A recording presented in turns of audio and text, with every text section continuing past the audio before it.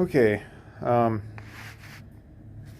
I've watched a few YouTube videos on the assembly of this particular unit, and um, some people say it's a little difficult to put together. I decided to ignore those reviews and get it and see what happens myself. So I'm just going to throw together some clips while I'm doing this. Nothing fancy, no crazy editing or anything, but just to kind of give you an overview of how I've gone about taking this task and tell you whether or not I think it's actually that difficult to put together. So the first thing that I've done already is I've laid all the parts out of the box. They're all over the place in my garage.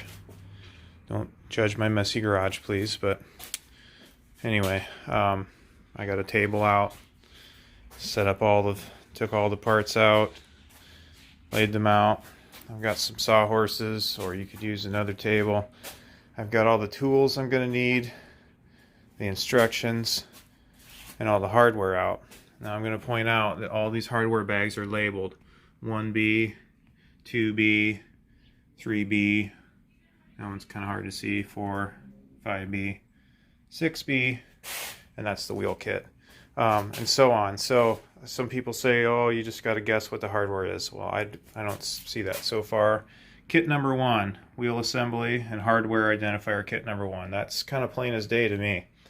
So it's telling me what I need. Oh, I've also got my coffee and a cigar going because I do expect this to take a while, and I'm going to enjoy my Saturday morning here in quarantine. Anyway, but I will check in with as my progress goes, and I won't try not to make this too long of a video though. So, and I'm just going to point out real quick one of the wheels that came in the kit. It's a clear plastic underfill when it was molded, so that's cute. I mean, I think it's going to still function, but I just want to note that. Okay, I've got the wheels and the base and the pole assembly taken care of. No real issues. Pound the thing into follow the directions. Some people said they had problems getting all 6 of these bolts in. You're not supposed to tighten any of this stuff up until you've got them all through there. I didn't have any problems whatsoever doing that, so if you follow directions, don't see any issues. I mean, they don't line up perfectly, but you can finagle them enough to get them in there. So, and then it's all snugged up, so I'm on to the elevator assembly. Alright, just a quick update. Here I'm going to change views. I got one of these ladders here. These are awesome. Helpful for getting this elevator assembly on, and the bracket attaches to the pole. Some people had trouble getting the let me see if I can do this without destroying something. Getting these spacer, I'm going to call it, a roller spacer, and there's 2 plastic bushings that sits inside of in these. I didn't really find it difficult at all. I just put that all together on one end, slid it up in there, got my bolt through on one side, and then the other end hung down, and I was able to assemble it and then slide it into the bracket itself. Pretty easy.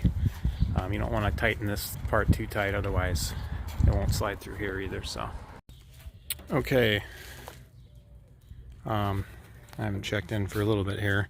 I got all this assembly attached. I had my son came out and kind of gave me a hand with holding the backboard in place. Definitely an extra set of hands during that step. That was something I probably would have struggled with myself. I did make one mistake.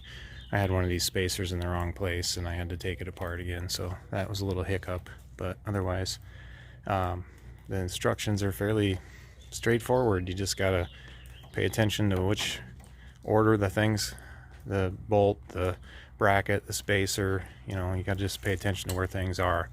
It's a little difficult to get it down into the lowest setting because it puts a lot of spring tension on.